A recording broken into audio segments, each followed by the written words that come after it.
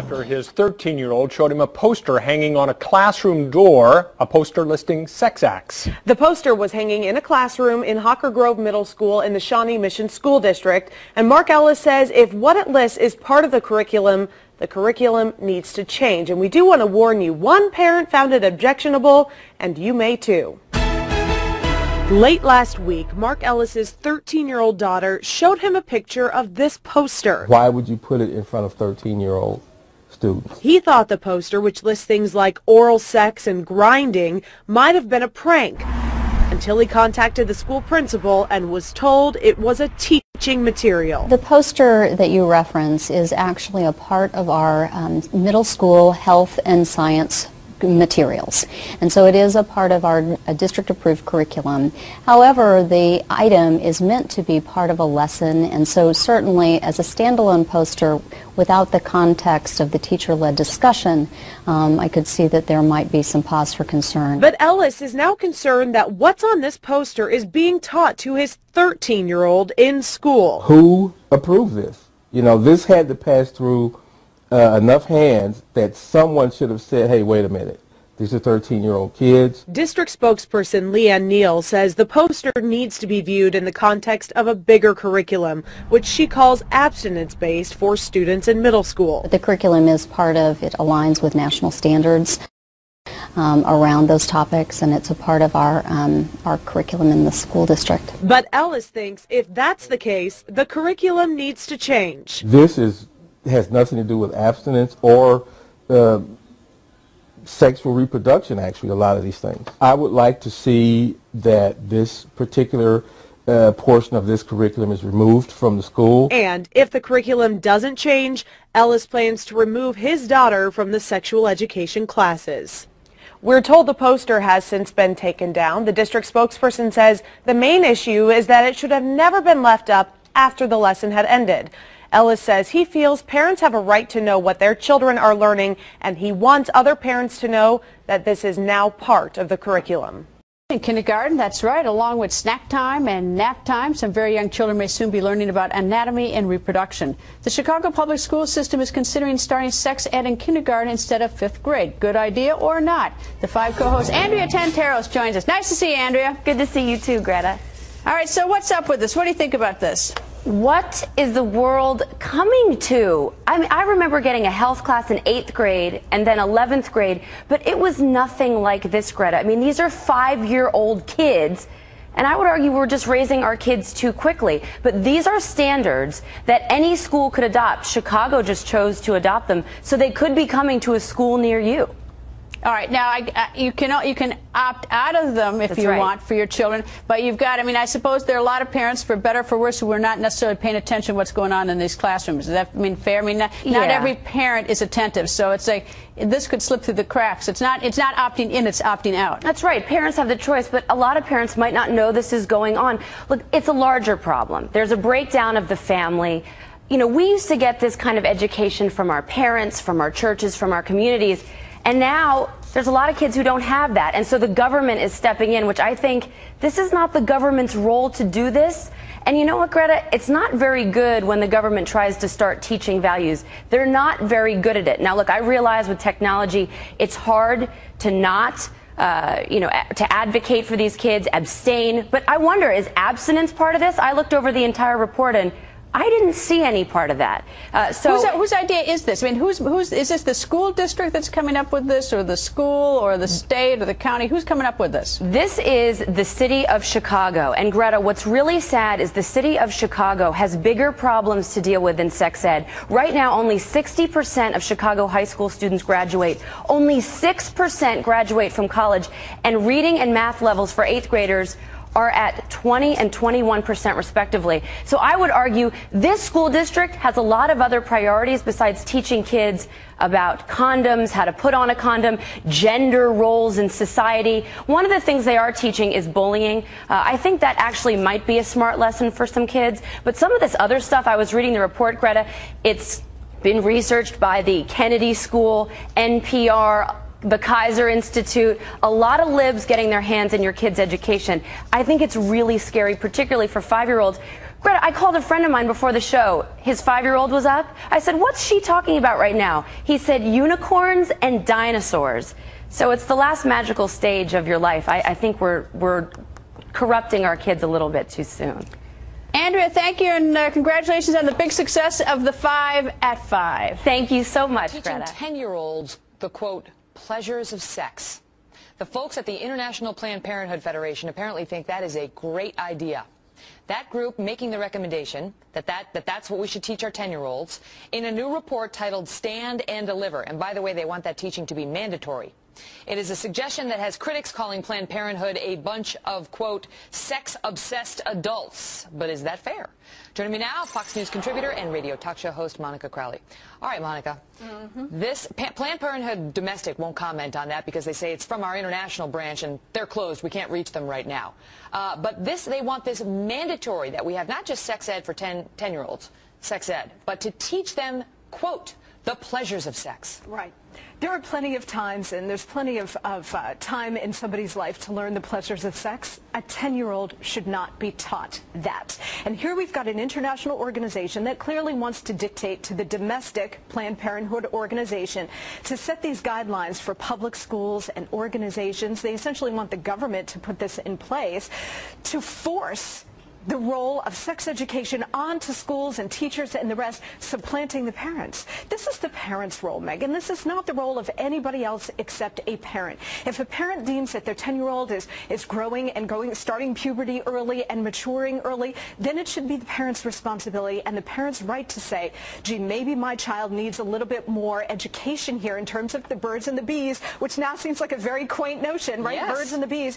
But to hand it off to bureaucrats, whether it's international or domestic bureaucrats or even your kid's teacher, is ludicrous to me. It is an absolute, I think, a total grabbing of control over what should remain in parents' hands. You know, I asked our brain room to do some research on what 10-year-olds are learning right now in school, and you might be interested to know. This is what the average 10-year-old is learning in a 5th grade.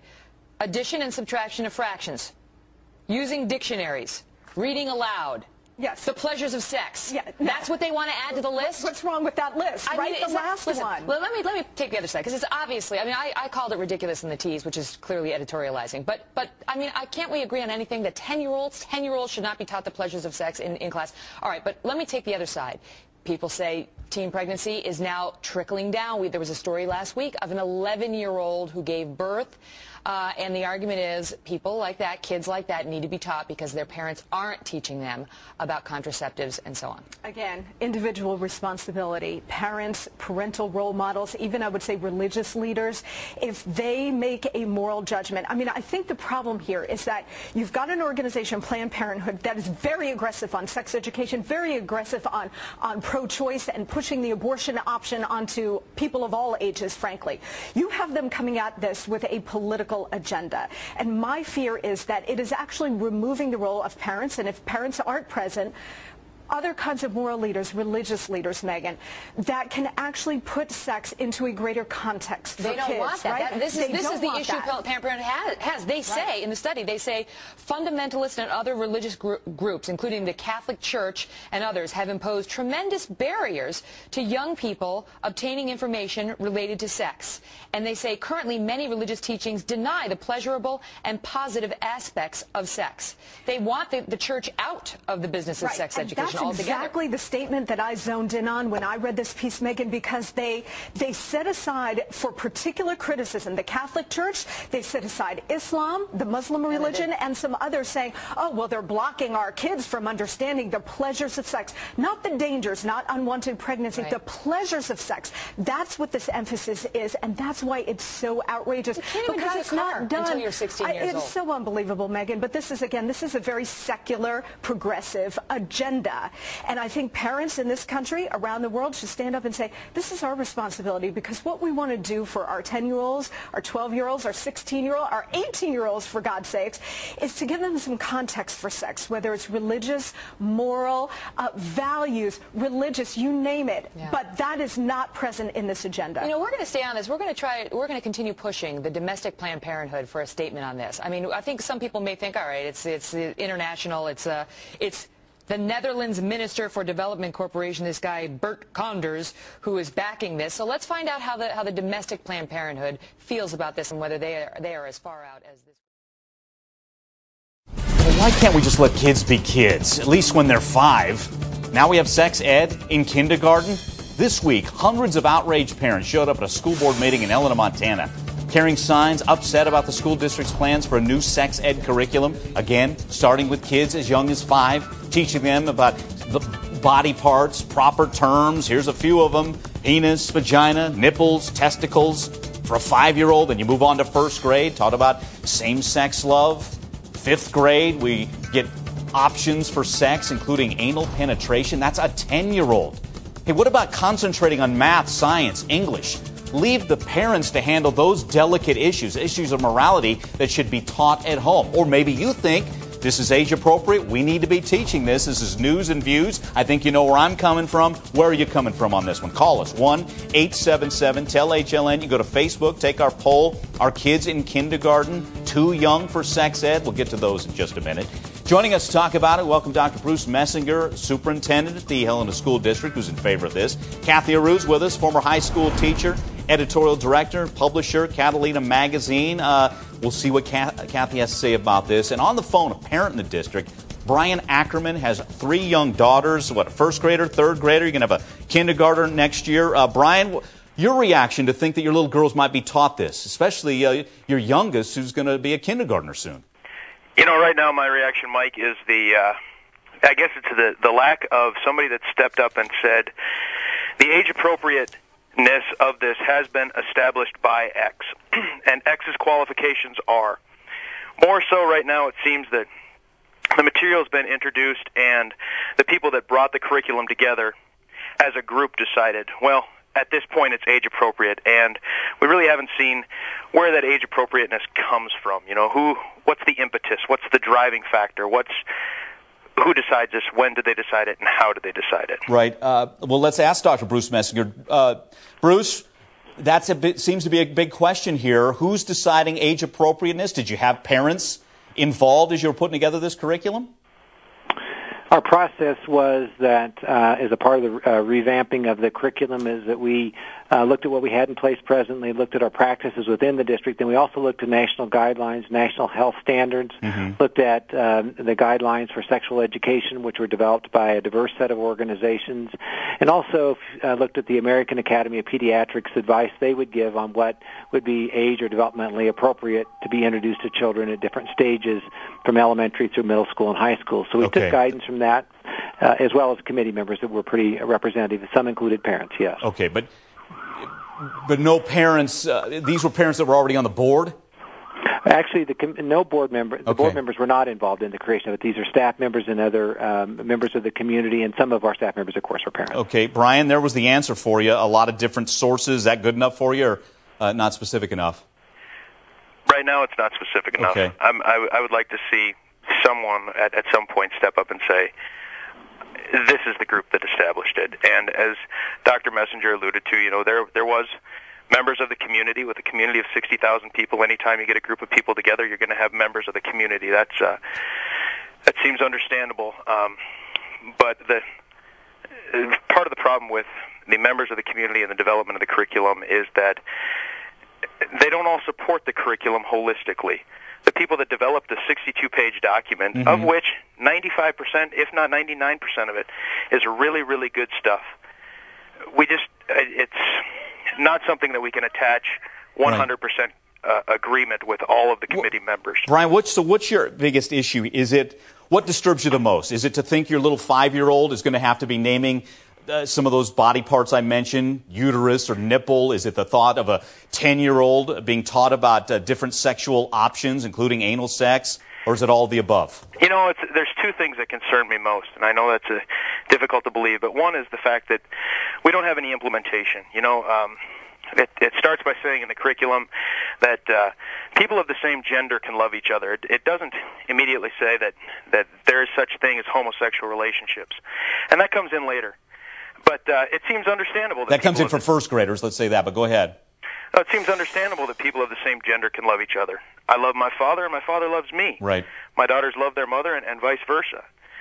But then it goes on to say, now we're going to tell you about homosexuality. So what seems as something that can be introduced as benignly as, you know, you love your dad and your dad loves you, then becomes, and here is the reality of it is there's gay relationships out there. And the first thing, the first objection I have is that there isn't any sort of implementation in place right now that says this is how we're going to teach this. Gotcha. And if you read further into the document, it starts talking about the involvement of objects in sex. Right, that's a little bit later, 5th and 6th grade. I want to get Kathy Rue in on this, and then we got some phone calls lined up as well. Kathy, to me, I'm a father myself. I think 5-year-olds, 6-year-olds being introduced to this, to me it's too young. Your thoughts? But they did consult with pediatricians, so I usually, as a mother, I listen to my pediatrician, and if he says this is what you should be doing, these are the foods you should introduce, I introduce those foods. So if the pediatricians actually said these are the topics you should introduce, then you put that into a curriculum. So if parents were doing such a great job with sex education over the years, we would have a lot less problems with teen pregnancy and teen sexually transmitted diseases. This is a problem in the United States, and this school district is actually trying to do something about it. And they have consulted with pediatricians. And you don't have a problem with any of it, Kathy? Age appropriate to me. You don't have a problem with any of it? I don't. It sounds like no. It sounds like they're teaching body parts and things that are facts of life, and I feel much more comfortable with my daughter learning about this in a classroom than in the hallway from a boy talking about, you know, lies that have to do with sex and that's the way that I mean, I'd rather be in a controlled environment. When most people think of Planned Parenthood, they think of the babies it kills through abortion, or the mountains of birth control it dispenses. But another side to Planned Parenthood, which should be equally considered, is its obsession with sex.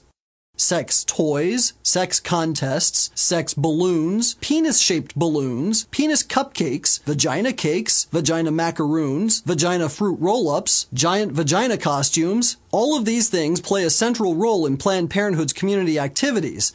But what's truly shocking is how these perverts are allowed unfettered access to our children while raking in government cash to sell them unrestrained sex.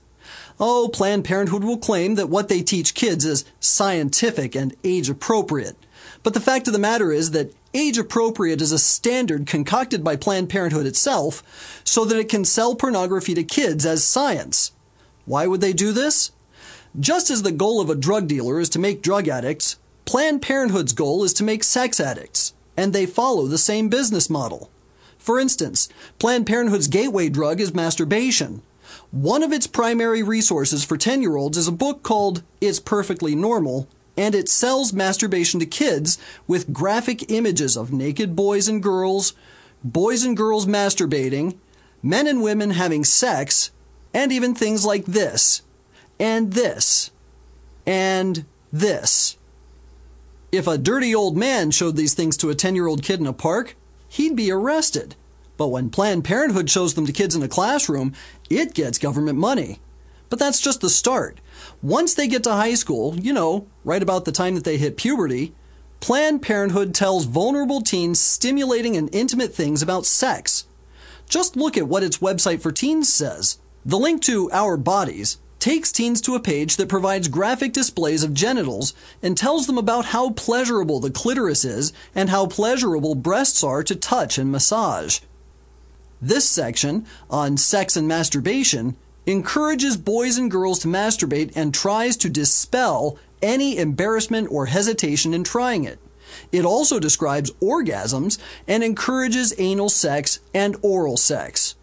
This section, titled LGBTQ, tells young teens that all sexual orientations are perfectly normal. The page on homosexuality, titled Coming Out, displays a teenage boy in an intimate pose with what appears to be an adult man. This section explains how to have gay sex using a condom, dental dam, and even plastic wrap. And for their viewing pleasure, Planned Parenthood's got a few things for teens to watch. There's a penis on my body. Awesome! Being gay is a little like being left-handed. Any protection? Yeah, of course. Amen. Now this is a clitoral hood. See it? Happy rap, better ring a rang dong. This is how the penis and vagina get along. Go penis, go penis. Twinkie trumpet gherkin. Captain Winky Slong. Time to go inside and find out. Inside the vagina? Calm down, Pete. You're leaking again. It's bad enough that Planned Parenthood is conditioning children to engage in sexual activity with the kind of stuff that we've just shown you. But Planned Parenthood of Upper Hudson's youth program, which includes children as young as 13, requires participants to be exposed to sexual deviancy on parade. Literally. Planned Parenthood of Upper Hudson's application form for the STARS program for high school kids states that students as young as 13 are required to attend Capitol Pride. But this isn't just Planned Parenthood of Upper Hudson. As shown in this memo from 1969, Planned Parenthood's national goal is to restructure the family and encourage increased homosexuality as a sick form of population control. And that's why they expose our kids to stuff like this.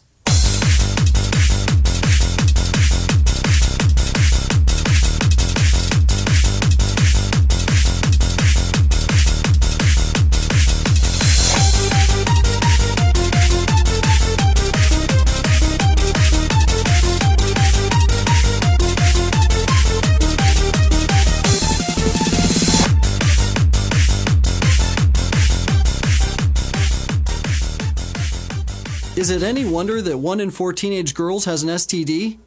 All this exposure to sex takes place before graduation from high school. When these kids go to college, they'll be bombarded with sex-themed parties put on by Planned Parenthood Vox groups. Here's a brief look at some of the different ways Planned Parenthood spills its pornographic material to undergrads. Like this poster of a penis monster attacking a naked girl in a condom bubble. Is this image from a Vox party something that Planned Parenthood considers medically accurate? Here's Planned Parenthood doing its part in reducing men and women to sex objects. A party with no pants and free safe sex kits? That just screams date rape. Maybe a Planned Parenthood sex workshop about pleasure, desire, and orgasms is more age appropriate. At least your sons and daughters can enjoy the vulva puppet show and leave with a free sex toy. What Planned Parenthood education booth would be complete without a fisting kit for homosexual college and teenage students? But hey, America can sleep well knowing that its tax money is being put to good use, right? This is what Planned Parenthood is all about. Get the kids addicted to sex so it can sell them birth control. When teens catch a sexually transmitted disease, it sells them testing services. And when a young girl gets pregnant, it sells her an abortion.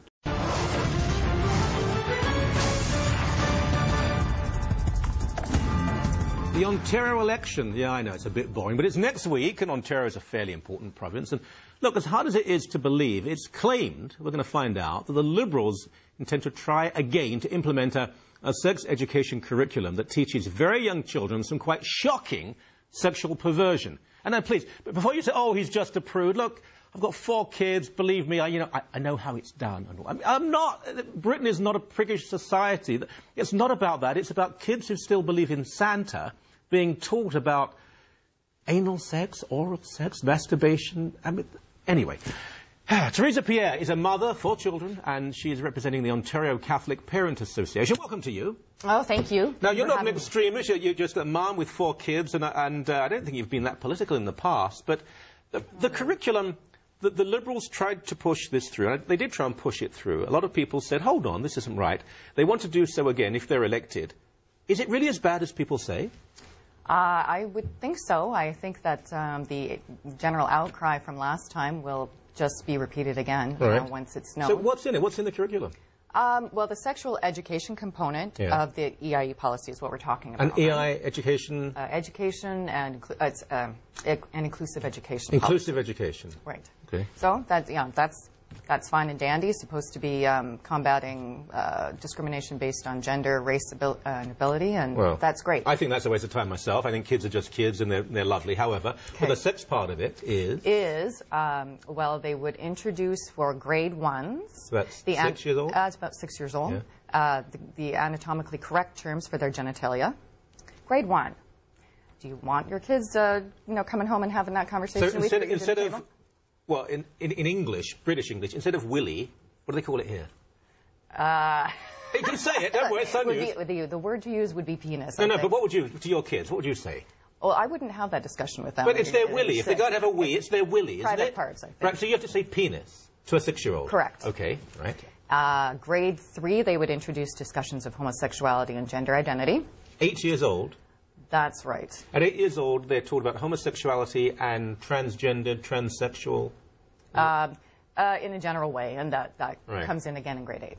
Are many 8-year-olds actually saying, "Mummy, Daddy, tell me all about the transgendered people, please? That's not what I experience with my children." Well, I don't think this is being prompted by the kids. Yeah, I think it's kind of a board initiative, really. So they're talking about penis, vagina at 6 years old instead of the more childish terms. And these kids, of course, still wait for Santa every year. They're being told about homosexuality, transgender, transsexual. Oh, it gets better, though. At 8. Go on. In grade 6, they're taught about masturbation. Grade 6. So, and again, I'm a foreigner, so grade 6, they are, how old are they, 11? Yeah. Right. Yeah. Because, of course, no child ever realized what masturbation was in the history of humanity. You need to be told. And when kids are told, they're not going to say, "Oh, mustn't go any further with that." Of course, it's going to be the idea of temptation. Well, they might. You know, we have the internet now. The information goes a lot faster than it did when we were kids. So they're taught about masturbation at the age of 11. Okay, carry on. Grade 7, we have anal and oral sex on the menu. Grade 7. At 12? Yes, I'm in grade 7. At 12, they're taught about anal and oral sex? Yeah, not my kids. What is the rationale given to why this is happening? Well, there are a couple of reasons, I suppose. You have the need to conform the sex education curriculum was the immediate reason that McGinty and his advisors got together and put their heads together on that. After that, it was sold to the boards and administrators. But look, you change something when it's broken. Now, kids are messy, odd, sometimes irritating, ultimately lovely individuals. Not at all. I'm sorry. And issues of sexuality have always been, I mean, this caricature of the embarrassed parent talking to their kids. My kids just learnt, and I think it was my wife, I can't really remember who, but anyway, it's wonderful how it happens. It can be a bit embarrassing for everyone concerned, but it all works. We continue to procreate. You know what this is about? It's an agenda. And I think a lot of it is driven by a homosexual agenda. Anal sex. They're trying to say everything is normal. Anything you do, anything you want to do is entirely acceptable, and I disagree with that. Yeah, there's definitely an agenda contained between the lines there. And what they're really trying to do, I think, is to encourage approval among these kids. And there's a subliminal message in between all of this that they tell, for instance, grade 5 kids, there's a teacher prompt that you want the kids to come away saying, there are personal characteristics that are out of my control, including my gender identity and sexual orientation. Now, that means that the child who is sitting there hearing that, are they going to be able to express any doubts about the biological determinism in that statement? So, children want to be children want to be dinosaurs. Children want to be dolphins. Children want to be all sorts of things. So if a little boy says, "I want to be a girl," or a girl wants to be a boy, that's to be encouraged and affirmed. Yeah, and taught to them if they had no prior idea of doing that. What happens if a parent says, "I don't actually approve of this. I'd rather my child didn't attend that particular class"? Kathleen Wynne did give a provincial guarantee at the time. In 2008, she gave a guarantee that parents would be able to opt their children out of these classes. Now, does that still stand? Well, in the Toronto board, it doesn't. In the Toronto board, parents are not allowed to opt their children out. They are not required to receive any notice that the classes are taking place. Right. And so really they've taken parental input into this equation out altogether. Largest city in the country, Toronto, in the public board, if a parent, the primary educator, the parent is not to be informed if a child is learning about buggery and oral sex and masturbation at the age of 11 years old, 10 years old. If they do find out and object, but they're not... What if they just take the child out of class? Well, you have to know what's happening before you can take your child out of class. Right. And if they do find out and they do take the child out of the class, are they reprimanded? Is the child given a detention? I don't imagine that would happen, no. But they're not allowed to. I mean, it would be like being absent, it's just not going to happen, right? Until there's better communication between the boards, as there is, say, in Hamilton. So a parent is told, We're not telling you. It's your child. You cope, you pay, you look after, you dry the tears, you're there when the pain. But we're going to indoctrinate your kids into this, and we're not going to tell you when we're going to do it. We know better. Look, no one should be bullied. I'm not a fool. I know what this is about. We all know what it's about. It's not about kids becoming more comfortable as sexual beings as they develop, and they should as they get 12, 13, 14, and 15. Well, I'm not saying no information. No, it should be loads of information. Yeah, but I'm saying that the agenda does not have to be this strong. If a child is gay, if any person is bullied, whatever their sexuality, colour, size, religion, bullying is wrong. It's not the nature of the victim of the bullying, it's the nature of the bullying. But the schools have policies to keep their schools safe. Of course they do. That's right. And all children are protected. Why can't we just rest with the Safe Schools policy and change the content of this if the Liberals are elected next week, this will be pushed through the provincial parliament? Kathleen Wynne stated in comments to Extra Magazine that she expected that it would be reintroduced. Okay, Kathleen Wynne, lesbian, was education minister. I know Kathleen, nice woman. Good. She's a very influential cabinet minister, would be in a Liberal government, told Extra, Radical Gay Magazine, that if they win, this will be the curriculum. That is what I read in the paper. You know what? I didn't even know if I would bother to vote next week. I think I will now. Thank you so very much indeed. Oh, please do. And the advent of the internet, easy access to porn has been a worry for parents. Even children not looking for it can stumble across it. Paul, who's now 24, became addicted to online porn at just 13. It dominated his life. I knew exactly what I was doing was wrong, and that no average 13, 14-year-old goes in like from school and goes straight onto the computer. I knew exactly what I was doing was wrong. Paul's case is extreme, but today's report says a significant proportion of children have come across pornography or are accessing it. And it's very different from what today's parents may have seen when they were children.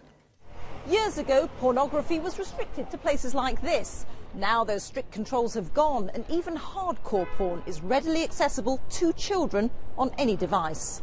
Just a few clicks away on any mobile phone, on any tablet, for example, children can find really graphic depictions of extreme and violent sexual acts. The report says relationship and sex education should be compulsory in all schools and should include debate on the impact of pornography. The Department for Education said that while sex education wasn't compulsory at primary level, children from the age of 5 will be taught how to stay safe online. Rita Chakrabarti, BBC News.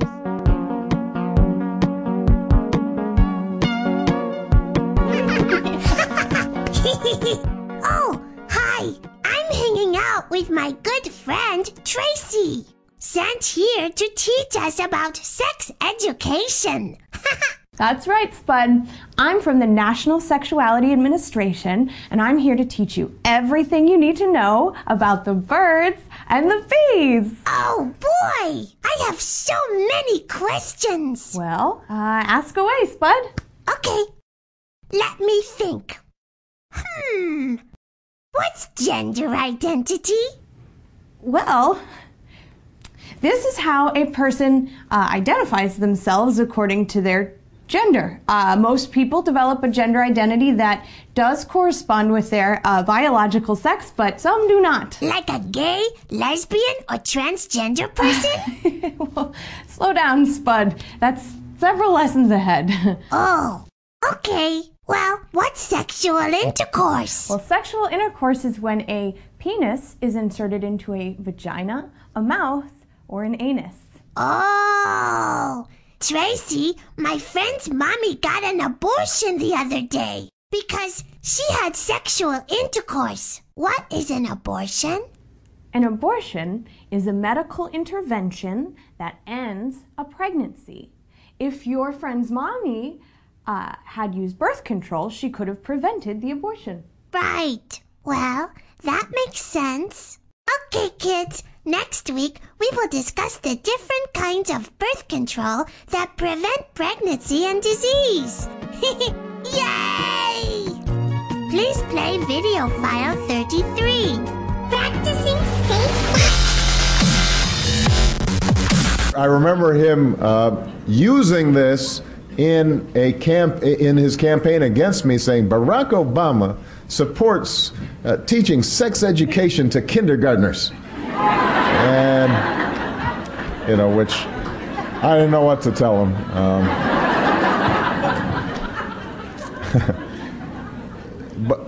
But it's the right thing to do. Which she calls abstinence-based for students in middle school. The curriculum is part of, it aligns with national standards around those topics, and it's a part of our curriculum in the school district. But Ellis thinks if that's the case, the curriculum needs to change. This has nothing to do with abstinence or sexual reproduction, actually, a lot of these things. I would like to see that this particular portion of this curriculum is removed from the school. And if the curriculum doesn't change, Ellis plans to remove his daughter from the sexual education classes. We're told the poster has since been taken down. The district spokesperson says the main issue is that it should have never been left up after the lesson had ended. Ellis says he feels parents have a right to know what their children are learning, and he wants other parents to know that this is now part of the curriculum. In kindergarten, that's right, along with snack time and nap time, some very young children may soon be learning about anatomy and reproduction. The Chicago public school system is considering starting sex ed in kindergarten instead of 5th grade. Good idea or not? The 5 co-hosts, Andrea Tantaros joins us. Nice to see you, Andrea. Good to see you too, Greta. All right, so what's up with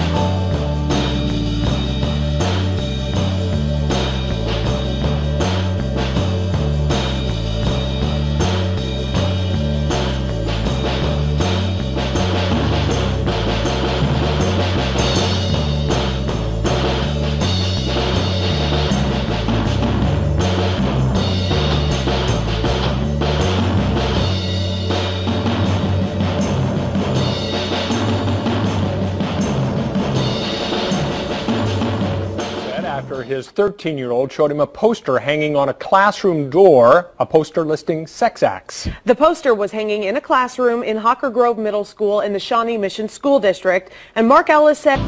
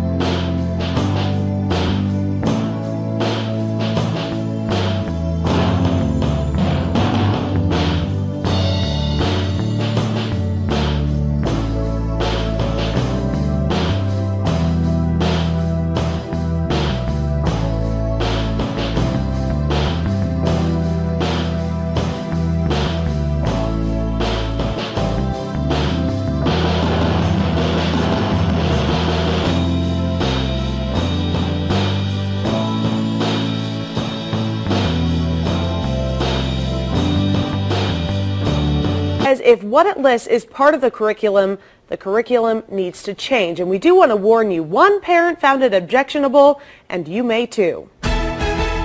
Late last week, Mark Ellis's 13-year-old daughter showed him a picture of this poster. Why would you put it in front of 13-year-old students? He thought the poster, which lists things like oral sex and grinding, might have been a prank, until he contacted the school principal and was told it was a teaching material. The poster that you reference is actually a part of our middle school health and science materials, and so it is a part of our district-approved curriculum.